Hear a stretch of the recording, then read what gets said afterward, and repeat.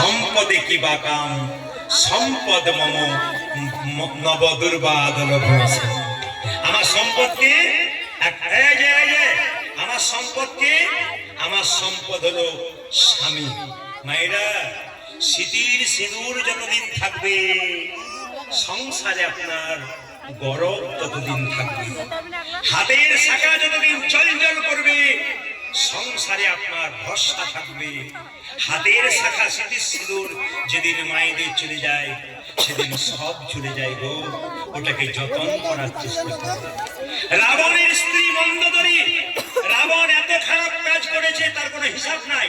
প্রতিদিন রাবণ অন্যায় করত, তবু কিন্তু রাবণের স্ত্রী মন্দোদরী প্রতিদিন তার স্বামীকে প্রণাম। এইদিকে রাবণের স্ত্রী প্রত্যেকদিন মন্দোদরী স্বামীকে প্রণাম করতো সকালবেলা গলে কাপড় দিয়ে। আচ্ছা মায়েরা, আপনারা কীর্তন শুনতে এসছেন, কে কে সকালে স্বামীকে প্রণাম করেন? হাত তুলে দেখেন। কেউ করে না। দেখান কে কে করে। দাদারা মনে মনে ভাবছে এতদিন পরে আপনি আমাদের হয়ে বলিস, কিন্তু আপনারা তুলতে পারলেন না। দাদা আগে থেকে বলেছে কেউ করে না গো, কেউ করে না। কিন্তু না না, আমি আপনাকে বলে দিয়ে যাই, এইদিকে স্বামীর চরণ সেবা করতে হয়।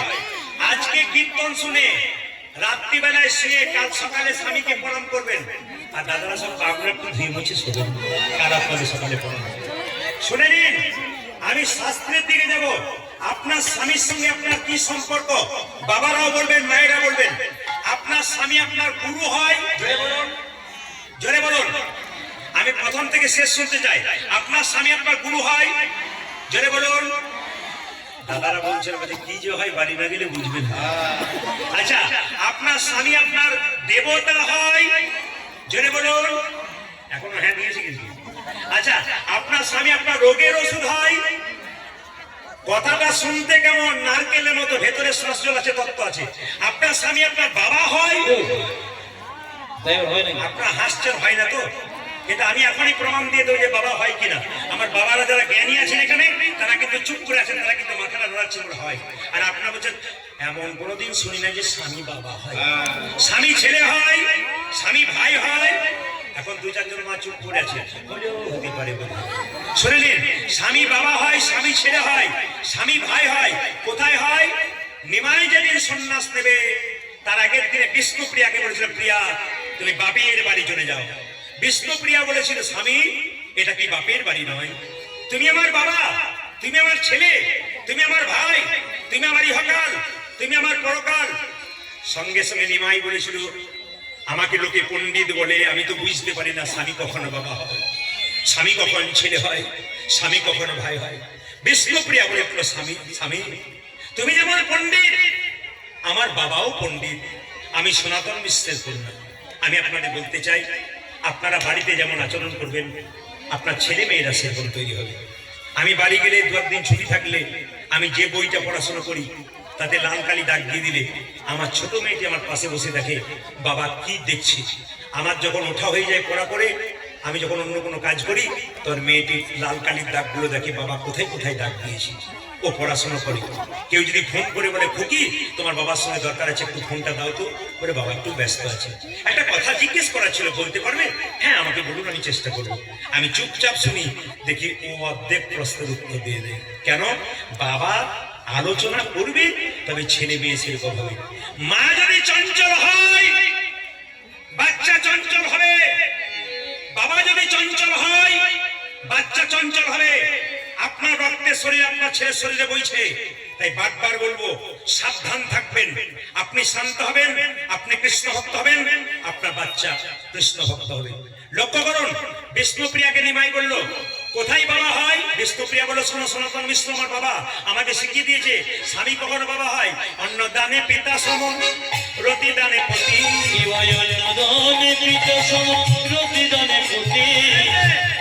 সহজ করে বুঝিয়ে দেবো, অন্নদানে পিতা সম, রতিদানে পতি। আজি অন্নদানে পিতা সম, রতিদানে পতি। স্বামী মেয়েদের যখন বিয়ে হয় না কোথায় থাকে জোরে বলুন? বাপের বাড়িতে। কে অন্ন জোগাড় করে? বাবা। বিয়ে হওয়ার পরে কে অন্ন জোগাড় করে? স্বামী। স্বামীকে অন্নদাতা পিতা। কি সুন্দর বোঝাচ্ছে বিষ্ণুপ্রিয়া। অন্নদানে পিতা সম, রতিদানে পতি। অন্নদানে পিতা সম, রতিদানে পতি। দানে পুত্র সম অগতি জগতি ও দেখো পিণ্ড দানে পুত্র সম জগতি জগতি পিণ্ড দানে পুত্র সম অগতি জগতি পিণ্ড দানে পুত্র সম অগতি এই যে স্বামী স্ত্রী বেঁচে আছে, তাদের কোনো ছেলে মেয়ে নাই, আগে স্বামী মারা গেল, স্ত্রী পিণ্ড কে দেবে? তার স্বামী।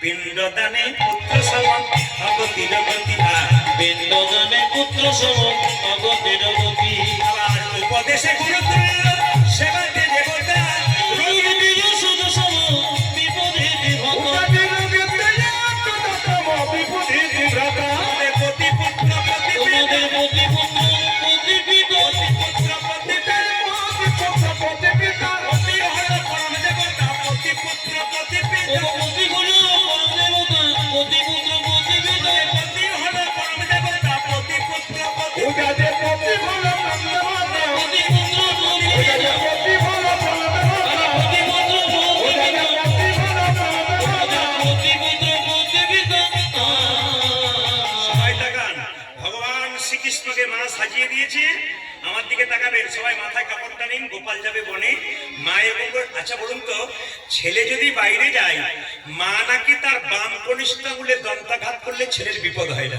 এগুলো প্রাচীন লোকের কথা নাকি বাবা? তাকান, মা ছেলে যদি বাইরে যায় আর মা যদি তার বাম কনিষ্ঠ বলে দান্তাঘাত করে, ছেলে কোনো বিপদ হয় না। তাই ছোট্ট ছেলেটাকে কোলে নিয়ে, নিমাইকে কোলে নিয়ে, কৃষ্ণকে কোলে নিয়ে মা যশোদা কি করছে? আঁচলটা ধরে বারবার টানছে। কিভাবে? আঁচল ধরিয়া হাতে ফিরি সদা সাথে সাথে, দণ্ডে দণ্ডে 10 12 খাইবা। অচল ধরে আহাতি ফিরি সদা সাথে সাথে দণ্ডে দণ্ডে 10 12 এই যে, মা তার গোপালকে তার কাজ ছাড়া করবে না, বনে যেতে দেবে না। আজকে দাদা বোধহয় জন্মদিন, তাই কি করছে? আচল ধরিয়া হাতে ফিরি সদা সাথে সাথে, দণ্ডে দণ্ডে 10 12 খাই মা। আজ আচল ধরিয়া এই মাঠের মধ্যে পড়েছেন বলে আপনারা এত সুন্দর বসে জায়গা করে কীর্তন শুনতে পাচ্ছেন, আপনাদের ধন্যবাদ জানাই। সবাই লক্ষ্য করুন মায়েরা, ভগবান শ্রীকৃষ্ণ মা যশোদাকে প্রণাম করে গোষ্ঠে যাবে কালীয়নাথকে দমন করবার জন্য। সবাই মিলে গরুধ্বনি দিন, নিতাই গৌর। একজন ভক্ত খুব সুন্দর একটা কথা বলেছিলেন, আপনারা শুনে নিন। কৃষ্ণ কালীয়নাথকে দমন করতে হবে, তার আগে বলি, একজন ভক্ত খুব একটা ভালো কথা বলেছিলেন। এখানে কিন্তু অনেকগুলো মন্দির রয়েছে, আস্তে আস্তে আপনারা মিলিয়ে দেখবেন, এখানে অনেকগুলো মন্দির রয়েছে। বাবা শিব উলঙ্গ হয়ে চলে যাচ্ছে, সতীকে কাঁধে করে নিয়ে মুনি ঋষির স্ত্রীগণ বাবা শিবকে খুব ধৈর্য ধরে দেখছে। মুনি ঋষিগণ চিৎকার করে বলল, ঘোড়া তুমি উলঙ্গ হয়ে চলে যাচ্ছ আর আমাদের স্ত্রীরা তোমার দিকে তাকাচ্ছে, অভিশাপ দিলাম তোমার এই লিঙ্গ মাটিতে পড়ে যাবে। তারা অভিশাপ দিলেন, বলুন মনি ঋষিরা পুজো করা। আগামী শিবরাত্রিতে নিয়ম হচ্ছে শাস্ত্র অনুযায়ী মায়েদের জন্য বললেন, বাবাদের জন্য বাড়িতে শিবরাত্রির দিনে করবে। প্রথম প্রহরে দুধ দিয়ে স্নান করাবেন, দ্বিতীয় প্রহরে শিবলিঙ্গটাকে দই দিয়ে স্নান করাবেন, তৃতীয় প্রহরে শিবলিঙ্গটাকে ঘি দিয়ে স্নান করাবেন, আর চতুর্থ প্রহরে শিবলিঙ্গকে মধু দিয়ে স্নান করাবেন। শিবলিঙ্গ যে পুজো আপনারা করতে যাচ্ছেন এই মন্দিরে, সবাই দেখান, এই শিবলিঙ্গ এমনিতেই বাবার আগে যদি দুধ কি দই, সবাই লক্ষ্য করুন, বেলপাতা শিবলিঙ্গকে সম্মান দিয়ে দিলেন। আশ্চর্যের কথা, বেলপাতা সম্মান দিয়ে তুলতেন, একদিন আগে তুলে জলে ভিজিয়ে রাখতে হয়, সেদিন তুলতে হয়। জলসংখ্যের ভেতরে জল ভরে ভগবান যেখানে জলসংখ্যা থাকবে সেখানে তুলসী পাতা অবশ্যই দেবেন শঙ্খের উপরে, যদি জলসংখ্যের উপরে তুলসী পাতা না দেন। ওদিকে কিন্তু কীর্তন চলছে, তাও আমি চলে আসলাম তোমাদের সাথে শেয়ার করব গুপ্ত বৃন্দাবন। তো এখানে আমি ভিডিওটা করতে পারিনি, তার জন্য তোমাদেরকে আমি কিছুই দেখাতে পারিনি। তো একটা লোক গার্ডে ছিল, তোমাদেরকে দেখাবো লোকটাকে হালকা, কারণ ভিডিওটা যেহেতু করতে দেয়নি, আমার ক্যামেরার মধ্যে মানে এমন করে বাড়ি মেরেছিল না, এই যে এই লোকটা। ভিডিও যে করা হবে না এরকম কোথাও লেখা নেই, তো তাও হলেও মানে সকলকে ভিড়ের জন্য হোক যাই হোক, তা ভালো করে কথাটা বলতে পারতো, তো সেটা না করে ক্যামেরাটা আচমকা এমন করে বাড়ি মেরেছিল, আমি বুঝতে পারি পারিনি আমার নতুন ফোন, এই ফোনটাতেই। তো প্রচুর রাগ হয়ে গেছিলো আমার, তারপরে আর ওখানে কোনো রকম ভিডিও করিনি। তো আমি একদিন তোমাদের সাথে গিয়ে শেয়ার করব গুপ্ত বৃন্দাবন, ওটা হচ্ছে এখন এবছর মেলার আকর্ষণ।